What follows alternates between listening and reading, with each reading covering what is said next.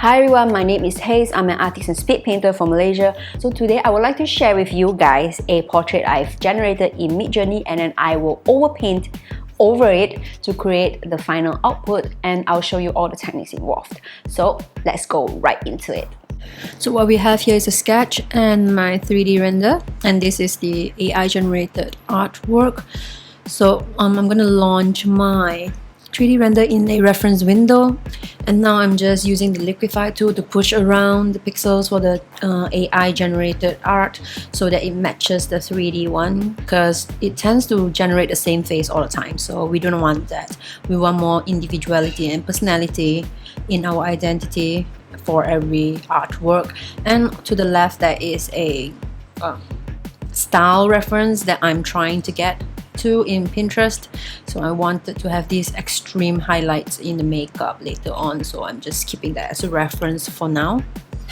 I don't usually use the 3D render in the final output. It's just there usually as a reference, or sometimes I use it for texture in layers and turning down the opacity just to get the skin texture. So usually I would just repaint the entire AI artwork referencing the 3D artwork, because I think that at this point in time people are still having difficulty accepting 3D as a form of fine art, and also AI is going through a huge challenge and controversial period right now because people are not willing to accept it as a new form of art, and artists are like hating on it because it's putting artists out of jobs.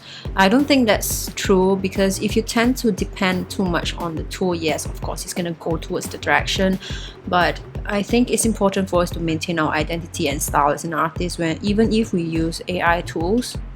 So my process right now depends on me picking colors from the AI artwork and repainting the entire piece of artwork. I'm actually just using a Procreate generic brush. The brush is called Salamanca. I think you can find it somewhere in Procreate brush library. So this is a mixed media brush, which means it has some smudging effect as you are painting them. So it is definitely a Procreate 5 brush alternative. So these brushes comes with like watercolor and painterly effects. Yeah, so these are brushes that you can use to simulate like traditional medium when you're painting. So when I generated this artwork in Midjourney, I was actually terrified because I actually saw like other people who generated artwork of black women. It has this exact same face, and I was just terrified and relieved at the same time that I always repaint all my artworks and try and make sure that my identity is still there as an artist, the style is there, and it's clear that I did not just use AI tool as a pure mint when it comes to NFT, because there are a lot of artists out there who are just generating artworks using AI and then just minting them as NFTs right now. I have nothing against them. It's actually a hard thing to do. It's not easy to generate pure AI artworks.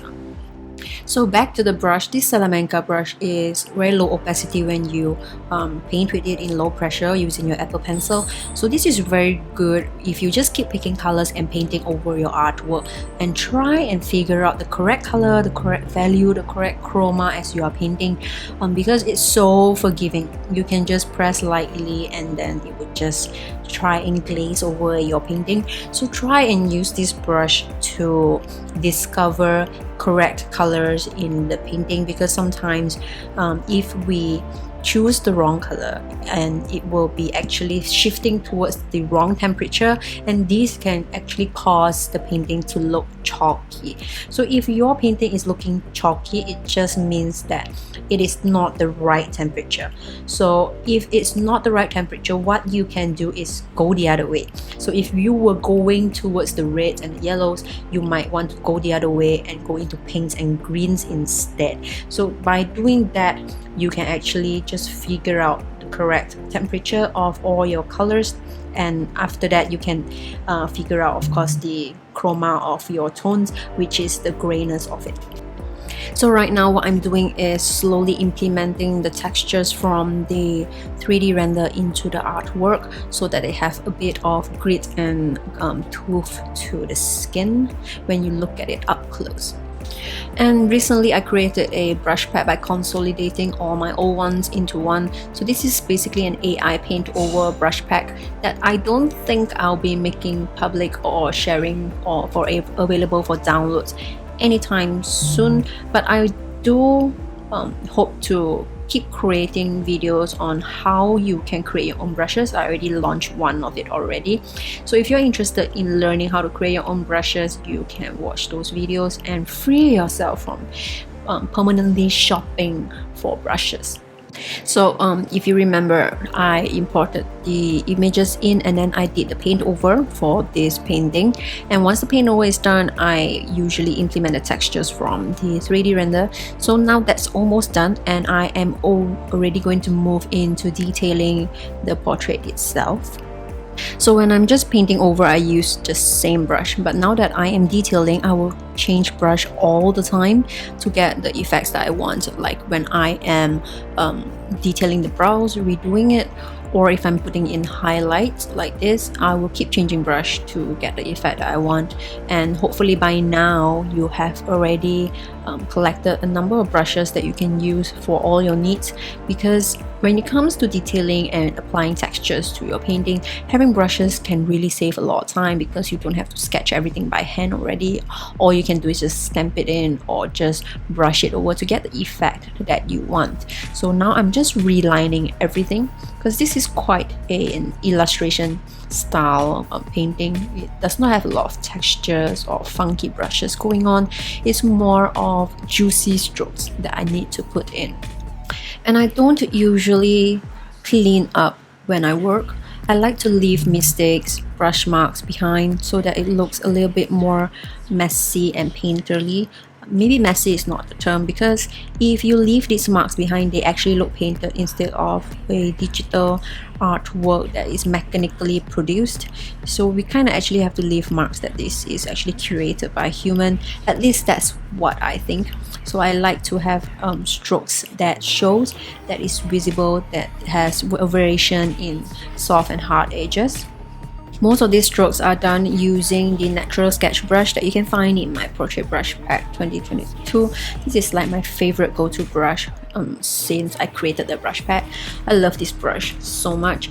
But of course, I think my most popular brush is still this brush, which is the hair brush. So I usually smudge my hair first. Sorry, not my hair, the hair in the painting. So I smudge it, and then I use these new hair brushes that I created in the new Portrait 2022 brush pack, and I just add in all the strokes of the hair. And of course, if you watch my previous video, you will find out how this brush was created. It is so easy, you guys. You can just follow the instructions there and create your own hair brush, okay? Then you can just create all your brushes and figure out how it works. It's really easy. And because this piece is something to do with hip-hop, so I'm putting in strokes that I can erase that is related to graffiti, because I think that's tying in together nicely with the genre. And I love to add strokes that have a lot of movement to create a sense of spontaneity and some motion to the painting itself, especially for this kind of genre of paintings. So I'm all huge about square brushes when it comes to applying brush strokes like this in a chunky, juicy manner. Okay guys, thank you so much for watching all the way to the end. If you'd like to watch more overpainting videos, remember to subscribe to my channel and drop a comment if you have any questions, and I will see you next time. Bye!